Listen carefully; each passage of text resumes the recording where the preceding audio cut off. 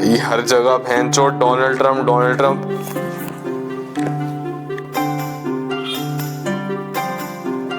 Morning sunshine, how are you? भैंचोद तू कहाँ से आ गया?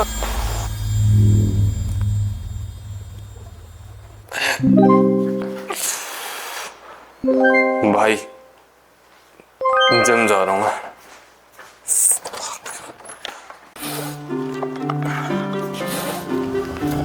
Nobody's stronger than me. I'm the greatest. I'm the strongest. I'm so big, I make your mama go sick. भाई Trump guitar नहीं बजा रहा, माँ चुदा है।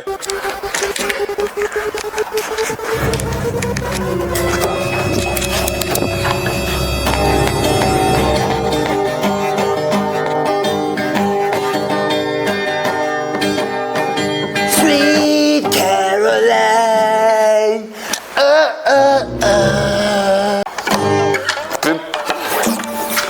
भैंचोद लगता है वीडियो बनानी पड़ेगी साले पे। एक्चुअली एक चीज करनी रहेगी। अब देखूंगा भैंचोद कैसे आता है डोलैंड। देखता हूँ स्टॉर्मी डैनियल्स भाई आज तो। You don't have a clue of what I'm gonna do. This is a game of peekaboo. I want the shit in red, white, and blue. भैंचोद भाई वीडियो ही बना रहा हूं मैं।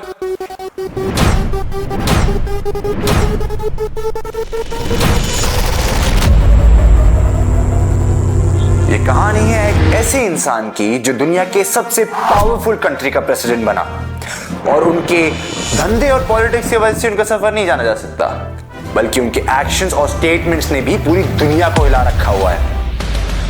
नाम तो सुना होगा, डोनाल्ड जे ट्रम्प। एक ऐसा इंसान जिसकी 3 शादियों के बावजूद भी कंट्रोवर्सी से शादी हो रखी है। ये कहानी सिर्फ एक पॉलिटिकल लीडर की नहीं है, बल्कि एक ऐसे शख्स की है जिन्होंने अपने यूनिक तरीके से दुनिया को अपना दीवाना भी बनाया और नफरत भी पैदा करी। इनके मुंह कभी नहीं लगना। और आज हम बात करेंगे कैसे डोनाल्ड ट्रम्प ने अपनी लाइफ को एक रोलर कोस्टर राइड बनाया था और वो आज भी एक पॉलिटिकल लैंडमार्क है। डोनाल्ड ट्रम्प का जन्म क्वींस न्यूयॉर्क में एक मिडिल क्लास फैमिली में हुआ था। अब मिडिल क्लास फैमिली सुन के सबने सोचा होगा भाई मिडिल क्लास फैमिली का लड़का है, क्या स्ट्रगल की होगी। रुक जा। दरअसल क्वींस के मिडिल क्लास और हमारे मिडिल क्लास फैमिली में एक फर्क है। डिफरेंस ये है कि जहाँ हमारे सपने पूरे होते हैं वहीं का स्ट्रगल शुरू होता है। डोनाल्ड ट्रम्प के पिता फ्रेड ट्रम्प ऑलरेडी एक सक्सेसफुल रियल एस्टेट डेवलपर थे और बचपन से ही छोटे ट्रम्प को भी बिजनेस का शौक चढ़ गया था, आखिर जीन्स में जो था। फन फैक्ट बताता हूँ, डोनाल्ड ट्रम्प जो थे वो बचपन में स्कूल बुली थे और इसी के तहत फ्रेड ट्रम्प ने उनको मिलिट्री स्कूल भेजा और मिलिट्री स्कूल से आके डोनाल्ड ट्रम्प एकदम ही अलग आदमी बन चुके थे। अब वो किसी को भी फिजिकली बुली नहीं करते थे, बल्कि मेंटली करना स्टार्ट कर दिया। और इसके बाद ट्रम्प ने अपनी सारी जिंदगी अपने प्रॉपर्टी एम्पायर को बिल्ड करने में लगा दी। लेकिन उनका नाम तब सबसे ज्यादा फेमस हुआ जब उन्होंने अपने नाम के ही काफी बिजनेसेस खोले। Trump towers, Trump casinos, Trump university, Trump airlines. अरे मेरे जायदाद में उसी का नाम ना हो कल का कोई।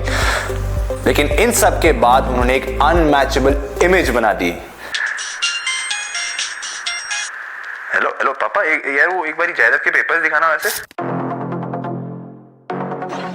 लेकिन सिर्फ बिजनेस ने ही उनको पॉपुलर नहीं बनाया, बल्कि 2004 में उन्होंने दी अप्रेंटिस नाम के एक शो को स्टार्ट किया जहां पर उनका फेमस लाइन "You're fired"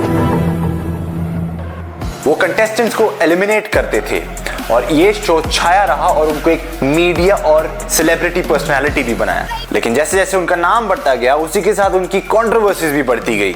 उनका ये स्टेटमेंट आज भी सबको याद है जो 2011 में उन्होंने ये कहा था कि I think Obama is born in Kenya, और उन्होंने ओपनली ओबामा से उनका बर्थ सर्टिफिकेट मांग दिया। इस स्टेटमेंट की वजह से ना ही उनकी सिर्फ ओपोनेंट्स गुस्से हो गए थे, बल्कि पूरी दुनिया डिवाइड हो गई थी, क्योंकि लोगों का ये कहना था कि ये रेसिज्म और हेट्रेड को प्रमोट करते हैं। हालांकि जवाब में ओबामा भाई साहब ने भी भरी सभा में डोनाल्ड ट्रम्प के मजे लेने शुरू कर दिए। No one is happier, no one is prouder to put this birth certificate matter to rest than the Donald. And that's because he can finally get back to focusing on the issues that matter. Like, did we fake the moon landing? लेकिन little did he no, ये chapter उनका villain arc start कर गया और इस incident ने उनको Donald से ट्रम्प बना दिया।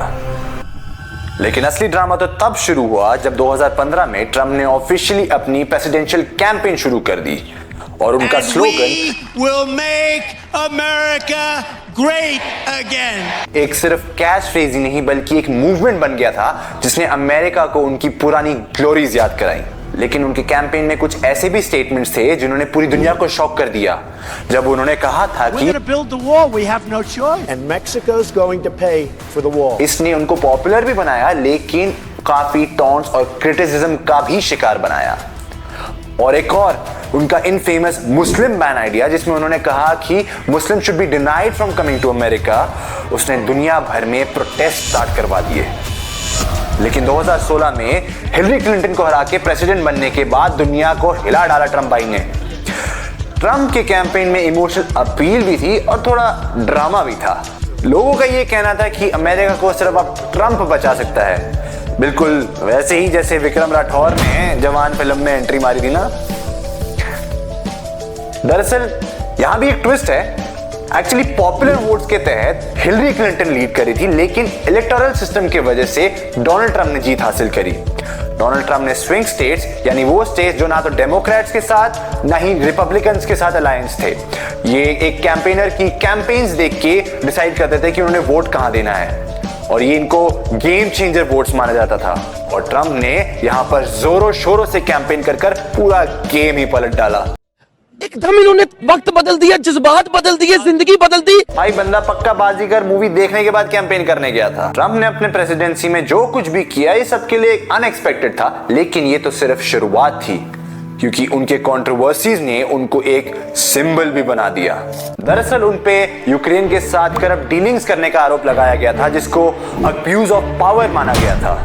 उन्होंने हर बारी अपनी इनोसेंस को डिफेंड किया और लास्ट में वो नॉट गिल्टी भी पाए गए थे। इंपीचमेंट के अलावा एक और कांड बड़ा फेमस हुआ था इनका, स्टॉर्मी डैनियल्स के साथ अफेयर। भाई क्या कांडी आदमी है ये। Adult film star stormy Daniels का ये कहना है कि उनका ट्रंप के साथ अफेयर था और इसके लिए उनको $130,000 हश मनी के रूप में दिए गए थे ताकि ये मीडिया तक बात पहुंचाया ना जा सके। और ये बात इतनी फैल गई कि देश भर बैठे वो चुगली आंटियों को तो टॉपिक मिल गया रोज बात करने के लिए। ये स्कैंडल भी उनकी प्रेसिडेंसी का एक पार्ट बन गया था और पूरी दुनिया में चुगली गैंगों को भी एक टॉपिक मिल गया था बात करने के लिए। पर सबसे बड़ी कंट्रोवर्सी तब हुई जब 6 जनवरी 2021 में डोनाल्ड ट्रंप के सपोर्टर्स ने कैपिटल हिल पर हमला किया। ये इंसिडेंट हिस्ट्री में एक डार्क चैप्टर के रूप में देखा गया था और ट्रंप को इस वायलेंस के लिए इनडायरेक्टली ब्लेम किया गया था क्योंकि ये कहा गया था कि उन्होंने अपने सपोर्टर्स को इंस्टिगेट किया था ये हरकत में और इसने उनके व्यूज को दुनिया भर और पोलराइज कर दिया। ट्रंप की इस कंट्रोवर्शियल प्रेसिडेंसी के बावजूद भी भाईजान रुके नहीं। वो फिर आ गए 2024 में मेन कैंडिडेट बन के डेमोक्रेट्स की लेने।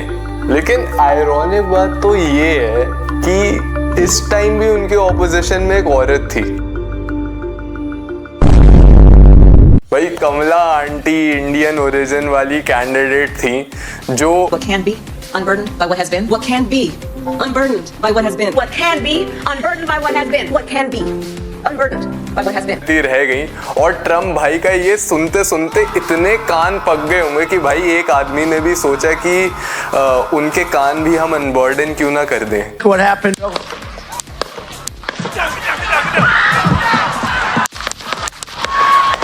But in all seriousness Trump के इस फियरलेस रिएक्शन ने और यूएस के लिए इस पेट्रियटिज्म ने सारे सिटीजन्स को यूनाइट कर दिया और उनको एक फादर फिगर या एक लीडर वाले फिगर की तरह यूएस सिटीजन्स देखने लगे। लेकिन सबसे बड़ा चेंज तब आया जब उनके बेटे बैरन ट्रंप ने एक ट्रंप कार्ड खेल के अपने बाप को सॉफ्ट मीडिया का एक्सपोजर दिया। वहां जो रोगन के पॉडकास्ट पे 3 घंटे अनकट प्रवचन दिए जा रहे थे और एडन रॉस जैसे ब्रेन रॉट व्यक्ति के साथ मुजरा चल रहा था।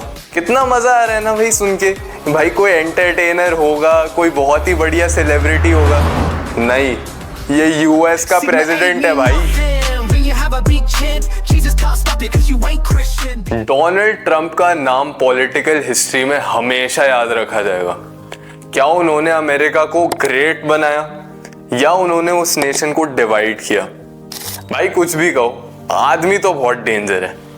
आइए जानते हैं उन रियल एक्सपर्ट से कि उनका क्या लेना देना है डोनाल्ड ट्रंप से, जिनका फेवरेट डायलॉग है, ये बिक गई है गवर्नमेंट, अब गवर्नमेंट में कुछ नहीं है, ये बहनचोद सारे मिलके हमको पागल बना रहे चोद के बच्चे। तब उसे हमसे काम मिल रहा है, काम निकालेगा। The second we stop benefiting him, he's going to turn around and stab us in the back. Personally, if I was living in US, I wouldn't have voted for Trump no matter what. What's your opinion on Donald Trump? Political में जो लोग होते हैं, एक gesture होता है, उनका background होता है, वैसे तो मुझे कुछ नहीं लगता। He's a capitalist, he's a businessman, so he knows how to rally a crowd. We should look up to him as somebody who's a politician, who is a decision maker. He's kind of one of those renowned media stars, more than an American president, that's working in his favor. Point of view से कुछ तो बात है। He should be a better diplomat this time around. See, I feel कि somewhere जैसे नरेंद्र मोदी को prime minister बनाया या कोई भी अगर चीफ मिनिस्टर बनता है, बिकॉज राहुल गांधी को नहीं बनाना चाहते हो, आई थिंक सेम चीज हुआ है, वो डोनाल्ड ट्रंप को बनाना चाहते कि कमला हैरिस को नहीं बनाना चाहते, and I don't think they have an option. The country US is really delving with inflation. It's at an all-time high. People over there are jobless. There are lots of immigration issues over there. You know, there's this entire pest called wokeism that is absolutely eating the nation. So I think all these things, you know, to be resurrected needs a very, very strong leader. Per se, working closely with India rather than China. Assassination attempt भी हुआ था उस पे, कोई तो reason होगा ना कि क्यों उसको मारने के लिए ट्राई कर रहे हैं, मतलब कहीं ना कहीं तो कुछ तो दिक्कत होगी लोगों को उससे। बच गया ना, कान को लग गया, प्रेसिडेंट बन गया। वही ना, वही तो प्रॉब्लम हो गई कि बच गया। अरे देखो, मैंने तो नहीं मारा, बट जिसने मारा वो चूक गया। I think next assassination attempt बहुत जल्दी हो सकता है। So there's a rise of nationalism happening in the US. I think he's going to be more concerned with what's happening in the US. What it means for India in that sense is India is also a very nationalistic country, and I think all you youngsters should be nationalist. You should be country first. He's trying to do that in America. He's saying, I will seal the borders because the borders were opened by Kamala Harris, and there was a lot of about 20 million illegal immigrants, and you heard about the case where one of these Venezuelan immigrants killed a 12-year-old girl. I think he will support India because he understands that India is also facing border issues with border nations. So A piece of shit, I think is the best way to put it. I think बहुत time हो गया है साला संदरा को choose कर लिया इन लोगों ने। क्यों? Because वहाँ पे बहुत सारे immigrants हैं। It's the Mexicans' fault. It is the Muslims' fault. It is China's fault कि हमारे prices बढ़ रहे हैं। When that is not the case in reality.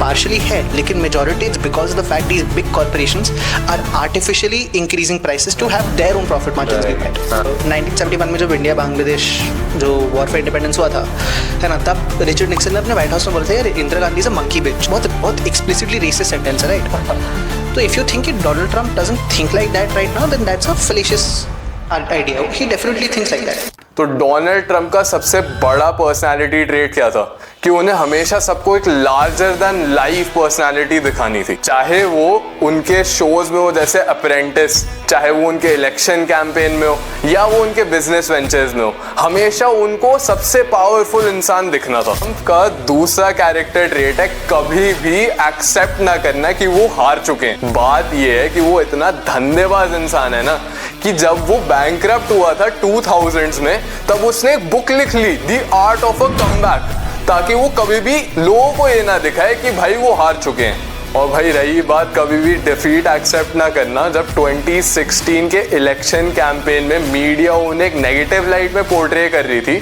तो वो सारी मीडिया को फेक न्यूज़ कह के अपना एक दूसरा नैरेटिव प्लांट करने लग गए और अपनी ऑडियंस को उन्होंने कॉमन एनिमी दे दिया मीडिया के नाम पे। तो भाई लाइक हिम और हेट हिम, बंदे में सेल्फ कॉन्फिडेंस तो बहुत है, पर वो सेल्फ कॉन्फिडेंस बहुत टाइम एरोगेंस में भी कन्वर्ट हो जाता है। ट्रंप अपने आप को ऐसा इंडिविजुअल समझते हैं जिनका ओपिनियन भाई हर इंसान से ऊपर है। Supreme Court Justice, radical left. Will you shut up, man? Listen, who is on your list, Joe? और जो उनके ओपिनियन से ना मानता हो वो एक डम या अनइंटेलिजेंट इंडिविजुअल है। भाई ट्रम्प का द मोस्ट डिफाइनिंग कैरेक्टरिस्टिक ये है कि उनका ऑब्सेशन विद पावर भाई इस दुनिया में सबसे ज्यादा है। Vegeta, what does the scouter say about his power level? It's over 9,000! अब ट्रम्प ने जो भी डिसीजन लिए हम देख सकते हैं कि उन्होंने इसी ऑब्सेशन ऑफ पावर के वजह से लिए। अगर हम उनका प्रेसिडेंशियल रन भी देखें तो जो भी कंट्रोवर्शियल चीजें हुई थी, जैसे वो पेरिस अकॉर्ड से निकल गए, ईरान की न्यूक्लियर डील से निकल गए, 2021 में पार्लियामेंट में दंगे करवा दिए, पर तभी भी अपने आप को डिफेंड करने लग गए क्योंकि भाई मैं तो सबसे पावरफुल इंसान हूं दुनिया में। अब 2024 में भी जनाब बैठ गए कमबैक करके ओवल में, पर हम तो इंडिया में है भाई, हमें क्या फर्क पड़ता है, या शायद पड़ता है। तो भाई पहला इम्पैक्ट है रशिया से सैंक्शंस लिफ्ट करना। अगर ट्रम्प भाई रशिया से सैंक्शंस लिफ्ट कर लेते हैं तो भाई ये चीज इंडिया के लिए बहुत बेनिफिशियल होगी। क्यों? क्योंकि भाई इंडिया रशिया है भाई भाई, हमारी डिफेंस और ऑयल में स्ट्रॉन्ग पार्टनरशिप है। तो अगर रशिया से बैन निकल जाता है तो भाई ये सास बहू वाला ड्रामा खत्म करो ट्रम्प भाई, और हमें एक अच्छी अपॉर्चुनिटी दे दो जल्दी से। सेकंड है यूएस चाइना ट्रेड वॉर। तो भाई यूएस को तो चाइना पसंद नहीं, ट्रम्प भाई ने 1000 बारी बोला है हेट चाइना, है हेट चाइना, तो इससे क्या फर्क पड़ सकता है? इंडियन कंपनीज को ये मौका मिल सकता है कि वो चाइनीज प्रोडक्ट्स को रिप्लेस कर दे यूएस मार्केट्स में। अब Indian products like textiles, machinery और इलेक्ट्रॉनिक्स अब अमेरिका में इंपोर्ट होने लगेंगे। थर्ड है ट्रम्प की एंटी इमिग्रेशन पॉलिसीज। भाई तुम्हें क्या लगा सब मौजा ही मौजा हो रहा है? अरे रुको जरा, सब्र करो। अगर ट्रम्प ने H1B वीजा डिनायल रेट वैसा ही रखा जैसे उन्होंने अपने पहले टर्म में रखा था, मतलब 2015 में सिर्फ 6% डिनायल रेट से 2018 में 24% डिनायल रेट तक पहुंचा दिया ट्रम्प भाई ने। इससे पता है क्या होगा? जो भी आईटी सेक्टर्स है उनको प्रेशर पड़ेगा क्योंकि स्टूडेंट्स, इंजीनियर्स, वर्क अपॉर्चुनिटीज जो भी इंडिया से आ रही हैं वो सारी भाई वीजा के थ्रू डिनाई हो जाएंगी। तो लास्ट इम्पैक्ट है फार्मास्यूटिकल प्राइसेस पे प्रेशर डालना। तो ट्रम्प का प्लान है कि भाई हम ड्रग्स के प्राइसेस कम कर देंगे।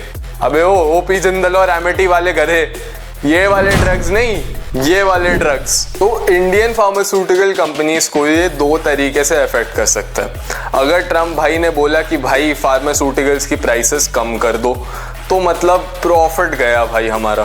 पर इसी बात से इंडियन फार्मास्यूटिकल कंपनी सस्ते और क्वालिटी ड्रग्स और प्रोड्यूस करेंगे तो डिमांड और भी बढ़ सकती है। भाई जो भी हो, डोनाल्ड ट्रम्प का कैरेक्टर जो है एक वॉकिंग पैराडॉक्स है। वो होल हार्टेडली समझते कि वो सबसे ग्रेट है। क्या एक्चुअली ग्रेट है? पता नहीं भाई, तुम बताओ कमेंट में वो एक्चुअली ग्रेट है या नहीं। बहुत बोलता है मेक अमेरिका ग्रेट अगेन, लेकिन जो भी बोलो वो किसी भी सिचुएशन में डिफीट एक्सेप्ट नहीं करेंगे। उन्होंने हमेशा से अपनी लाइफ को अपने इमेज के अकॉर्डिंग मोल्ड किया और अपनी पब्लिक पर्सोना को ऐसे बिल्ड किया कि दुनिया उन्हें या तो वर्शिप करे या फिर उनसे नफरत करे। एकदम दिल्ली क्लाइमेट की तरह, तो पता ही नहीं कब क्या हो जाए। उनका नेवर एक्सेप्ट डिफीट एटीट्यूड उनको एक सिंबल बना देता है। चाहे लोग उन्हें हीरो समझे या विलन, चाहे वो जितने भी कंट्रोवर्शियल रहे हों, उन्होंने अपने बच्चों को काफी अच्छी जिंदगी दी। और इवन हिलरी क्लिंटन ने कहा कि Look, I respect his children. His children are incredibly able and devoted. और यही चीज 2024 में अमेरिकन सिटीजन्स ने रियलाइज करी और उनको एज अ फादर फिगर या लीडर देखा। भाई एक बात तो जरूर है, ट्रम्प का कैरेक्टर कभी ऑर्डिनरी या डल नहीं रहा। वो हमेशा कंट्रोवर्सी या किसी स्पॉटलाइट में रहे, चाहे वो पॉजिटिव लाइट में हो या नेगेटिव। इवन दो ट्रम्प एक बहुत ही कंट्रोवर्शियल फिगर रहे हैं, उन्होंने जिंदगी में अपने आप को एक लार्जर देन लाइफ पर्सोना बना दिया। चाहे उनकी कॉन्ट्रीब्यूशंस पॉलिटिक्स में देखी जाए या पॉप कल्चर में, कोई भी ट्रम्प को नहीं भूल सकता। एंड ऑफ कोर्स उनके रेवोल्यूशनरी डांस स्किल्स जो हैं वो तो कंपेरेबल ही नहीं।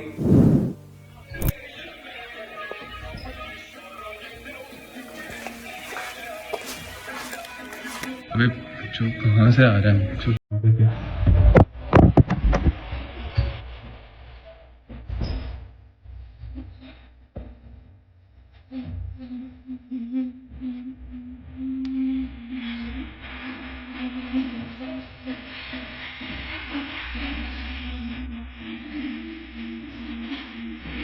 तो भाई जब आपको इनसाइट मिल चुकी है, Get outside, like, share, subscribe to this channel, and make you great again. चल हट, जो पूरे दिन से खराब कर रखा है।